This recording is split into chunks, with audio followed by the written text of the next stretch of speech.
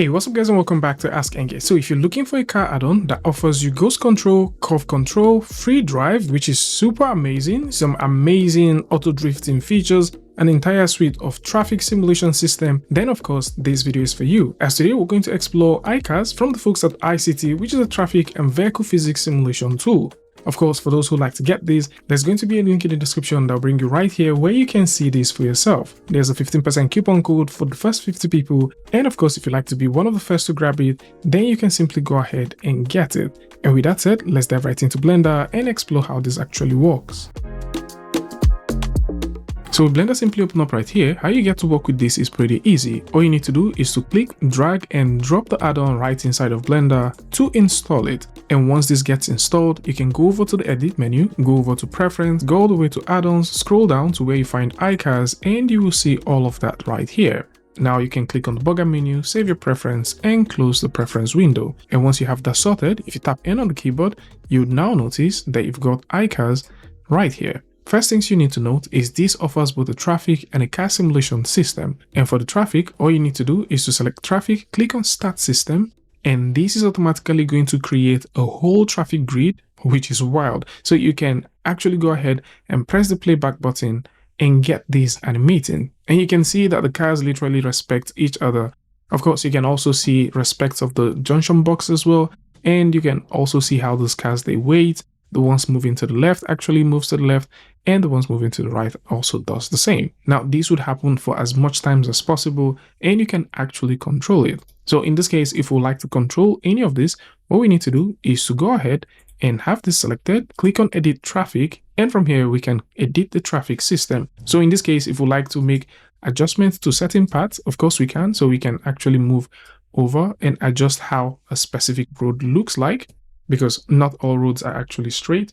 And we can go ahead and maybe move over to the edge and extrude the edge as well. If we like to create some sort of intersection, we can also do that by simply adding edge loops, and we can rotate this if we want. Now, once we have this, we can also change certain things. Say for example, we like to change the road type to highway, we can, and we can also set this back to street as well. Of course, we can make this a one-sided highway or leave it as a two-sided highway. At the same time, we might want to increase or reduce the density of vehicles. We can do that. And we can also change the car spacing and seat them as many times as we want. In terms of probabilities, we can change the probability of buses to appear. And we can also change the probability of sports cars, trucks, and the simple cars too. Of course, if you've got a terrain and you'd like to use that terrain to control how the placement of the traffic system would be on a terrain or on the landscape, you can actually create one, put that into a collection, and use it to drive the terrain collection that exists with the iCar traffic system settings. And in that way, you can now have the traffic system snapped onto that terrain. And once you have all of this done, another thing which you can easily do is to click on link cars, and this would automatically fix all of that setting, which brings in the buses and the other stuff. So once you have that sorted, you can now go back and make more changes if you want. And now we're done with the traffic system, let's take a look at the car simulation features that now comes with iCars. So with iCars, if you like to do the car simulation, you can now easily do that by simply using any of the variation of cars that currently exist. So within the car types, they've got 4 categories which deals with the cars, and you can see we've got a good number of them. Then you've got sports cars. We also have a good number of sports cars. We've got the buses as well. It's nice to see the London bus here. And of course, we also have trucks. So you do have about 3 trucks that you can work with. If you go all the way down here, if you do have your very own custom car, which you like to simulate with or animate with, you can now load the body right here. You can add the brakes if you do have those set up. And if you have the wheel set up, you can add all of the wheel objects right here and also add the lights. Furthermore, if you do have your custom vehicle, you can also tweak the car physics right over here as well. Now, all of these is for your custom vehicle. But of course, if you like to work with the ones that currently exist with this, you can select any of these ones and start working. So once you have one of them selected from the thumbnail, you can now click on append car, and that would automatically append it right here. Now, to the vehicles that you append here, you do have 2 settings. One of the settings has to do with the system, and the other setting has to do with material. Now, for the systems, you do have different kinds of controls. The first one has to do with the curve control. This automatically gives you a curve of ghosted vehicles that you can use to control how your vehicle will move. So once we press the playback, you can see that this automatically animates. And if we bounce this all the way back and go ahead and have this camera selected, hold down Control and 0 on the keyboard and press the playback button, you would see that we have this camera actually following the vehicle.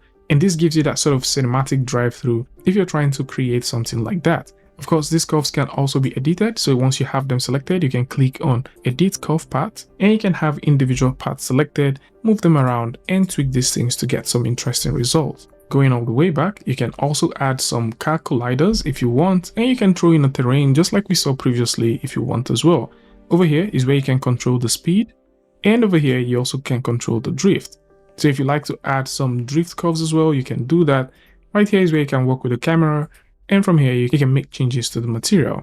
Now for the material of the vehicle, you can see that if we zoom right in, we can see the car body material. We can change this if we want. So depending on what we want, we can make changes to that. And if we would like to add a second color, we can also do that. So we can set that as a second color and also play with the bleeding factor as well. So we do have a little bit of that tint of green coming in. For the coating, we can also make some changes for the coating.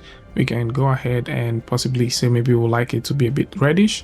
If we like to have that sort of purplish feel to it, and if we like to add some flakes, we can also go ahead and add maybe like a white flake to it to get a bit more bespoke vehicle.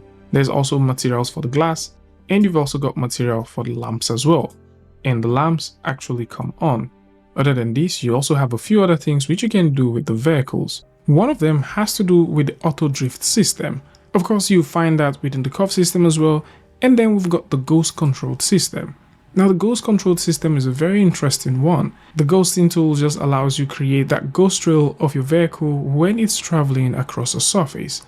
At any point in time you like to make changes to the speed, or maybe you like to make some changes to the drift, you can also do that. There's also parameters to control the camera and the material as well. And finally, we have free drive. So for free drive, once you have that active, you can now proceed to click on Start Free Drive. Now you notice that automatically this gives you a platform and gives you 2 cameras. And of course, the free drive actually works with you moving forward or backward with your keyboard. You can increase the time of playback by actually increasing the playback time, which also increases how much time you can fiddle with this. So we can move our car forward, backward, we can do some reversing, we can add some brakes. If you like to throw in a brake, you can actually hit brakes right there. And you can do so many things with it. This offers you 2 cameras, so you can actually hold on Control, press 0 on your keyboard to be in that camera, or you can go ahead and be in a much more third-person perspective camera. So there are lots of cool things that you can do with this add-on. There's also a couple of driving settings which are also available right here. So we can select the ground, go over to the sculpting section and start sculpting. Let's actually make sure that this is sculptable. So let's go ahead and subdivide this a couple of times so we can get some, good resolution right there.